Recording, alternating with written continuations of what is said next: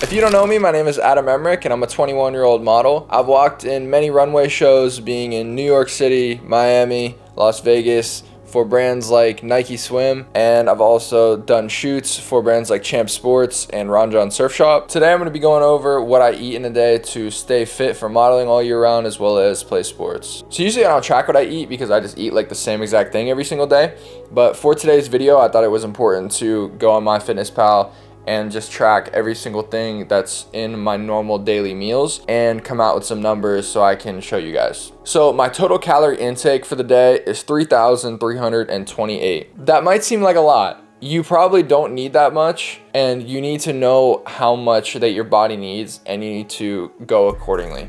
Whatever I tell you in here isn't going to be a one size fits all. See, the meals themselves might be good, but you might have to take down the amount quite a lot because my meals are pretty big. I have a pretty even split between breakfast, lunch, and dinner. 35% of my calories, 1,162, come from breakfast. 30% from lunch, which is 985 calories, and dinner is 35 with 1,181 calories, totaling to 3,328 like I mentioned. It's also really important to mention that I'm 213 pounds and 6'3". So if you're an 180 pound person, you don't need to be eating as much as me. If you are 220 pounds, but you only work out once a week or you don't work out at all, you definitely do not need to be eating as much as me. So you really need to take that into consideration, and you need to either seek coaching from either me or from somebody else, or you need to go online and use some calorie calculators, and those are great to even just get you started on knowing what to eat and how much to eat. And you could pretty much eat the same things that I'm eating if you want to, and then just calculate that depending on how much you need to eat. So just reduce or increase the amount of food that's in each meal. Each individual meal will be listed in the description, but I'm also gonna have it listed right here.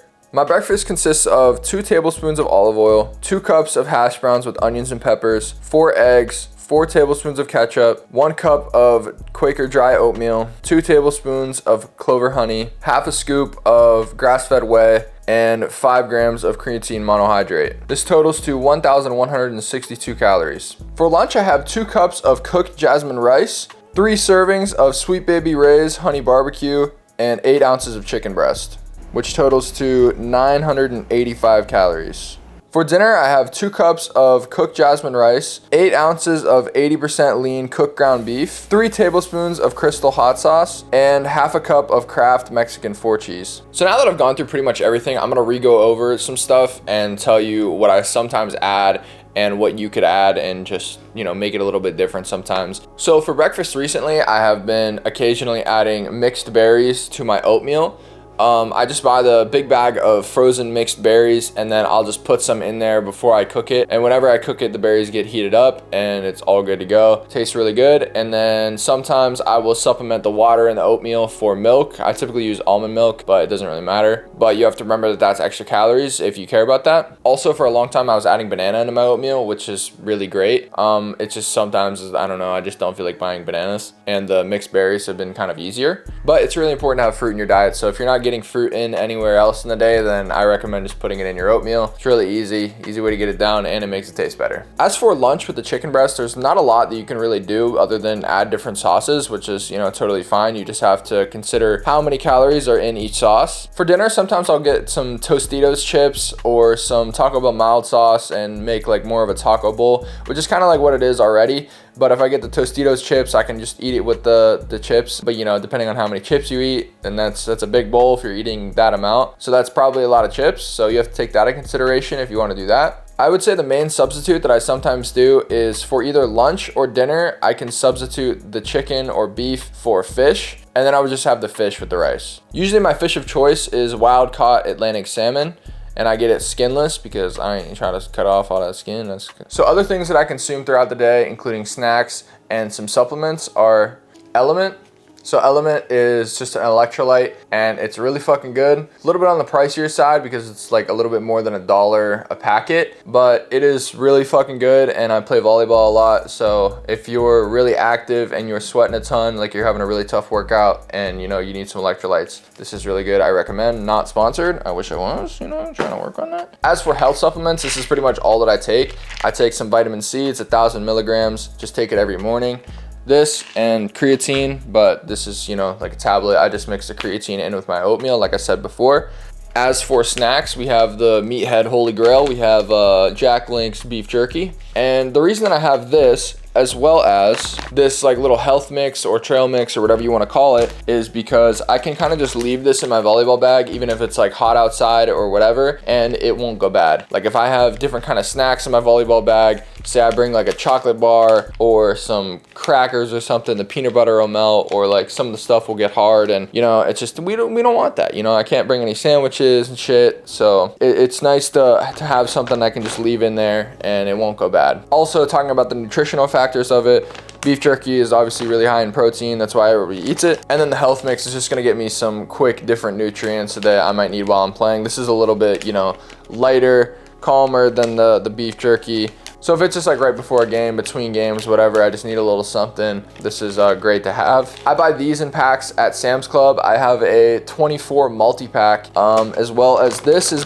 obviously bought at Sam's Club because it's fucking massive. So yeah, this is a pound of beef jerky. I got 2 of them. Really, it's just better to buy everything in bulk. Like if you know that you're gonna fucking eat it, like why would you not just buy it in bulk? You're just wasting money. Oh shit, I almost forgot. Oh yeah, I have a chronic caffeine addiction. Always consume 1 caffeine a day. So this is a whole nother spiel. For a long time, I was consuming a lot of caffeine every single day, like fucking 600 milligrams at least, just caffeine. Just 1, keep me going, but 2, I just really enjoyed caffeine, and I was just like all the fuck that I drank. These days, I really do still like the taste, and I wish that I could still do that, but I really like utilizing it more for its benefits. And if any of you watch Andrew Huberman, he's talked about how it's important to reset your adenosine levels and wait 60 to 90 minutes after waking to consume your caffeine, which is what I've been doing for probably over a year now. And this is really the only caffeine that I consume throughout the day, because if you consume caffeine too late in the day, it's going to affect your adenosine levels and how they're able to reset while you're sleeping.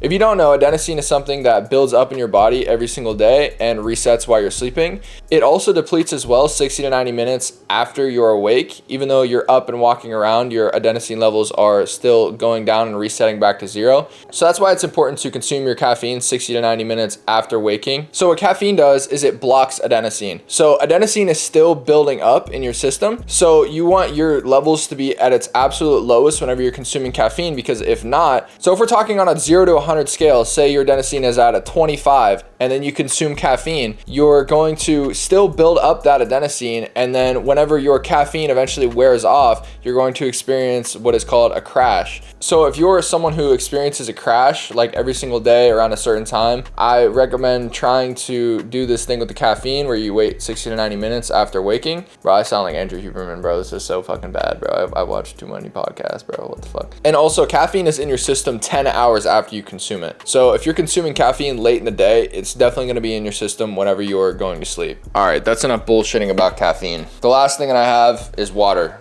I drink a gallon of water every single day, at least. Like I said before, very active, playing a lot of ball, but if you're consuming creatine, which I think you should be, I don't care who you are, creatine is the best supplement that there is on this fucking planet. If you don't know the benefits of creatine, then you're missing out, and look it up right now. And there'll be a list of things that you'll be like, damn, what the fuck, I'm missing out on this shit. But you have to be very careful, because if you don't consume the right amount of water, it can damage your internal organs, and you definitely don't want that. I mean, it's not something that it's like, oh, you miss one day, your fucking kidneys are gonna fail. No, that's not true, but you need to be pretty consistent with how much you're consuming, and you will definitely start feeling cramps if you're not consuming enough water that day. But that's pretty much all I got. I said a lot more than I thought that I would, but I hope that you learned something, and yeah, I plan to do a lot more of this educational kind of content, showing people how I stay fit and what I do every single day to maintain my kind of lifestyle. Peace out.